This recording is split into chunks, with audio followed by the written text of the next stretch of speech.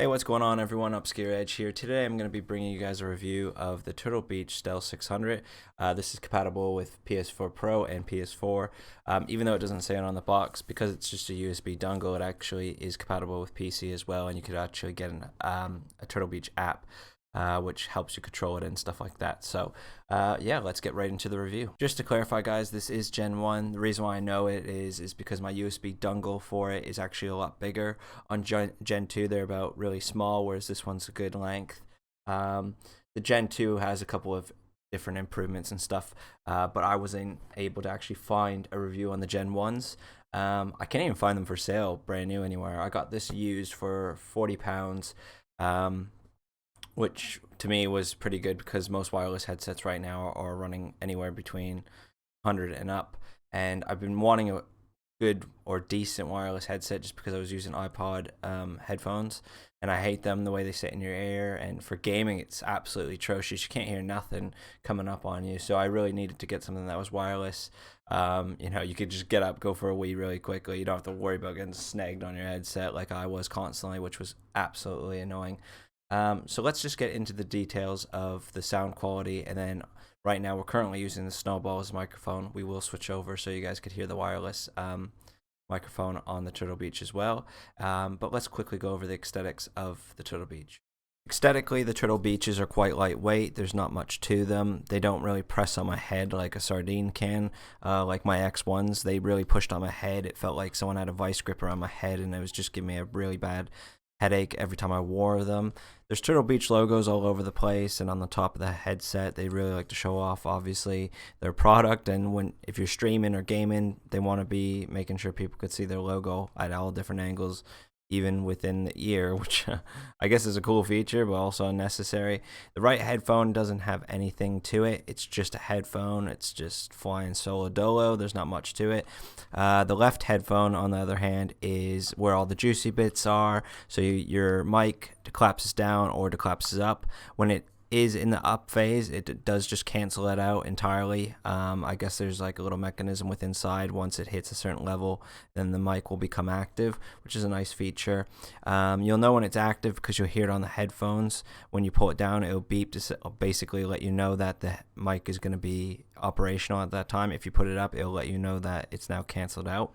So a nice feature. You have the power button on the front, mode button on the back, different modes for different things. I use one strictly just for gaming and all use. I don't really screw around with the modes too much, but there's about 4 or 5 you could cycle through, find one that's best for you. On the back, you have your volume levels, the bottom being the mic output transmitting to your friends. So you could, if they're saying you're too loud, you could put it down, or if you're not loud enough, you could put it up. If you're not, obviously, these are mainly for PS4 anyway, whereas on PC we have the ability to change audio regardless of what's on here. So we can make a little bit more, I guess, accurate fiddles because we could just use the computer to do so. On the top, you have the volume level, which obviously is for the headphones themselves, how loud things come through. Basically, when they're on your head, everything's noise canceled out. It's hard to even hear myself right now. The right one I pull down just slightly. I keep this one fully up, and it sits on my head pretty good. It's not going to go anywhere. I'm not going to knock it off. They do feel a little bit bulky, but they're not weighty. So having it on your head for a long period of time, I only game about 2-3 hours straight, on a rare occasion maybe 4, and I don't get any sort of headache or anything like that from them. They're quite comfortable to wear, and yeah, they're quite aesthetically, they feel all right and not too cheaply made, but also not too heavy. So it's a mix of quality, but I think they're kind of built to last. I think they'll be all right. Okay, we are currently now using the microphone that is on the Stealth itself. So this is nothing to do with the Snowball. That is completely turned off. So now you are hearing me from the headset. Give you a quick look around of how it looks. Like I said, it feels really good.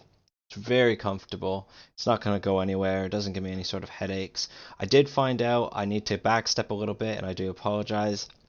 The mic volume on the headset itself isn't what it out transmits. You turn it up, it makes it so you can actually hear yourself through the headphones. And possibly this could be for if you're recording or something like that through the headset, it picks up your actual voice as well. That, or it's possible if you want to hear your own self, or if someone's calling you, you will hear it because it will come through this headset and then through, well, it'll come through the microphone and then come through the headset.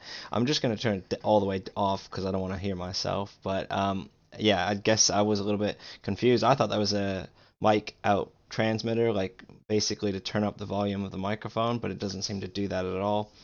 But yeah, this is not, I mean, I've listened to it now. It's not too bad. I'm going to be honest with you guys. Don't expect miracles with wireless sound quality. I'm telling you right now, you could get like a 40-pound wired mic. It's going to sound better than this. It's going to be louder as well. When you go through wireless, and depending on the, the milliamps or whatever it uses, the strength of it all, it can only go up to as good as it can kind of get, if you know what I mean. My friend has, I think it's like about 140-pound HyperX ones, and he says it sounds like ass as well. The mic quality on wireless headphones is always going to be crap, and even the sound quality ain't going to be as good as wired. But obviously, you want the freedom of movement. You don't want to have another wire. You want to be able to go, take a piss, take a poo even, and have your friends fucking talk to you while you're on the shitter, I guess, if you're weird. But anyways, we're going off topic. I'm just talking mad trash right now, just so you guys could basically hear what you're going to sound like to your friends when you're playing with them. Personally, I'm not going to use this just because I have the Snowball, so I only wanted the headset. But to be honest, it's not that bad. I thought it was going to be way worse than it is. But like I said, never expect a miracle when it comes to the sound quality of the microphones on wireless headsets. They're just never going to be the greatest compared to what you could get wired. The last thing to really touch base on is the battery life. Pretty much this is a little bit hard thing to kind of test because they're supposed to last up to about, I think, 13 to 15 hours straight. But the thing is if I only game a couple hours a day, I just put them on charge right away. So the longevity of it, I can't really test. But what I have done is yesterday I did 2 different sessions of gaming, and I think give or take, I think they lasted about 8 hours and they were still going strong. The range quality of them, I could go all over the house when they're fully charged. I'm talking about fully charged. I could go all over the house without any cutouts. Or just to give you a bit kind of rough layout of my house, is we got 2 floors, 3 bedrooms upstairs, so and the bathroom. I could go into any of those rooms and have no issues with it dropping, cutting in and out, anything like that. I go downstairs to the front door and where the other bathroom is. Once again, no dropouts. Living room's fine. And then even to the back of the living room, because it's quite long, still okay. But keep in mind the living room's right under this room, so that's probably why it still doesn't cut out. When I go in the kitchen, however, there is a couple cutouts, especially when I'm near the fridge, so there's probably something blocking the signal there. Maybe the huge metal tin of a fridge, possibly. But I did notice yesterday as I kept going downstairs, and they've been on for longer periods of time, so the battery level's draining, the signal got worse. What I mean by that is I would get to the bottom of the stairs and they would cut in and then cut out, cut in and then cut out, and then eventually they just wouldn't connect at all when I was downstairs in the kitchen. But everywhere else they were still connecting, but the signal would sometimes drop. This could be possible that the battery is lower than the highest, if you know what I mean. Like when it's freshly charged, it seems to work everywhere, but as you've used it throughout the day, the signal probably drops a little bit. It's fine. It never drops while I'm in the room. It never drops while I'm gaming. It never drops on the top floor at all, regardless of where the battery level is at. But I would say I probably used it not straight, but like throughout the day, probably 8 or so hours yesterday, maybe even 9, and they were still going strong before I put them on charge. So there's a good possibility that it could last 15 hours. I mean, if you're gaming for 15 hours, fair play, maybe, and you need it to go longer, then fair enough. But a lot of people are going to take some sort of a breather, break to make dinner, lunch, take a shower maybe, and they're going to put it on charge for a couple hours in between stuff. So I think the battery life won't be a problem for most people. It certainly isn't an issue with me. The signal range, once again, isn't an issue with me because it seems to go all over the house. It's only when I get near that refrigerator it becomes a little bit of an issue. And then obviously once the battery level drops. But I think for £40, the Gen 1s are quite worth it. Keep in mind I bought mine used. Like I said, I don't know if you could still get the Gen 1s, but obviously if you're looking at getting the Gen 1s and you can't find them, you might be looking at the Gen 2s because they only have they have minor improvements, so you can't really go wrong with it. But I will say I'm quite happy with my purchase. I think these are quite spot on for the money. I'm just glad I don't have a wired headphone anymore. Mic quality on these, okay, they're okay, they're fair. If I'm desperate, if this, knock on wood, ever broke and I had to use this for a little bit, it wouldn't be so bad. But personally, I would just buy them for the headphones themselves and not really bother with the mic. If you're going to use it on console, then fair play, they'll probably be brilliant for that as well. I doubt you'll have any issues.